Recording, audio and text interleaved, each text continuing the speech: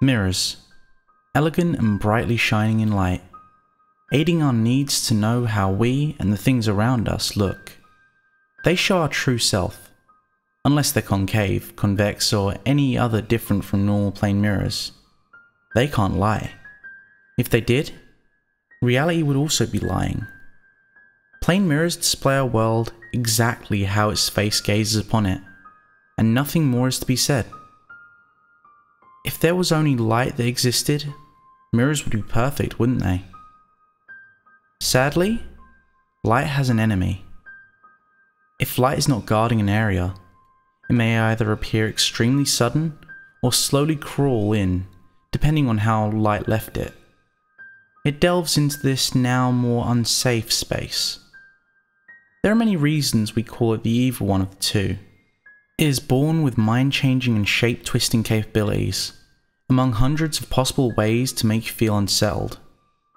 This enemy also manipulates the mirror's reflections with the cooperation of our eye. Darkness. Jack's room is filled with joy. He owns a lot of decorations, games, and loves every part of his room. His mum and dad adore him, and they have a strong relationship. In the middle of his room, a quite sized mirror covers a lot of the wall to the opposite of his bed. He uses this sometimes, and finds it quite interesting to look at himself. Such a perfect copy. Such precise details. It's just like an image with extreme detail. At the time, he was in 6th grade. He didn't have many friends though. Axel and John were his best and only friends at school. Does that matter anyway? He was happy. Number of friends did not count to Jack. He was actually overly understanding when it came to accepting things in life. Aside from that, he also did well at all the small tests they received. Late one evening, he'd been out all day with Axel, completely forgetting time, and hurried home after a goodbye. His mum was a little displeased. It was pitch dark outside. He understood and went off to sleep not long afterwards. When entering his room, he glanced at his mirror. It was a little strange. He never arrived home this late, and had never been able to see his mirror in this gloomy blackness. He could hardly see anything though, as his room had a lack of lights, which he was used to. His eyes had had to adapt to the darkness properly for some seconds. He could see his reflection in the mirror now, but it was unclear. For what appeared to be quick seconds, he noticed a cut in his wrist. He shook his head rapidly and examined his real body's wrist. Nothing. Looking at the mirror again, he did not spot any cuts. Stupid mirror in the dark, making him unable to see himself properly.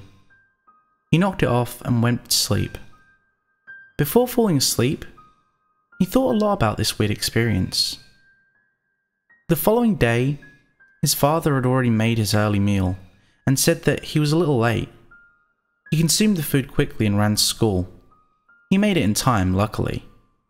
Before him, he saw the other pupils walking slowly into the classroom queued up. Axel and John were behind, and they put on a chat. During the lesson, which was cooking, he got orders to take some tools to the secondary section of the room, where his group stood. While holding the tools, he beamed down to the floor and noticed an oiled vegetable, and wasn't able to react.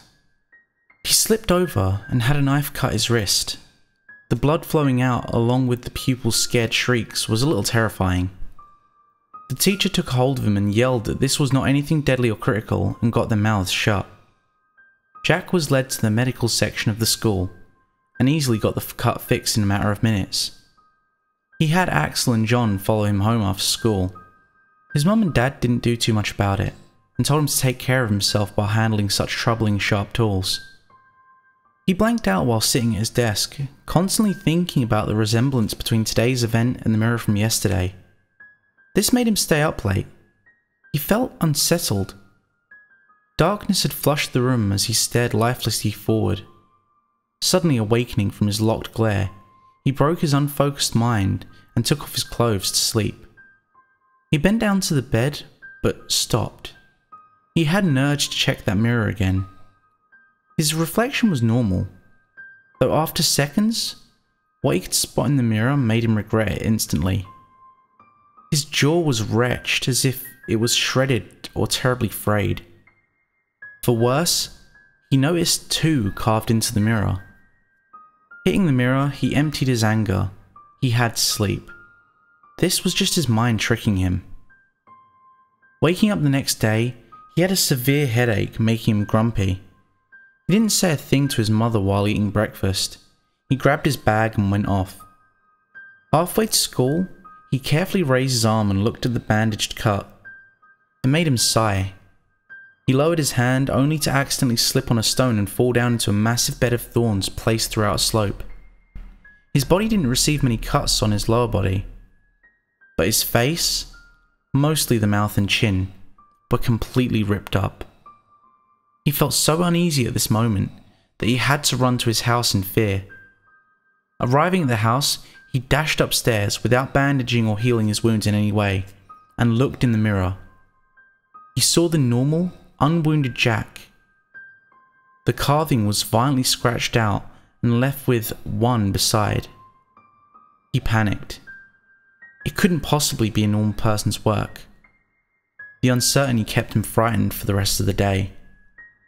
The father bandaged his jaw calmly later that day, making sure it would heal right. Luckily, his father made him smile and diminished the hasty breaths that Jack had to take. Jack finally fell asleep in the hands of his father's relieving hands. He rolled the quilt over Jack and carefully placed his head on the pillow.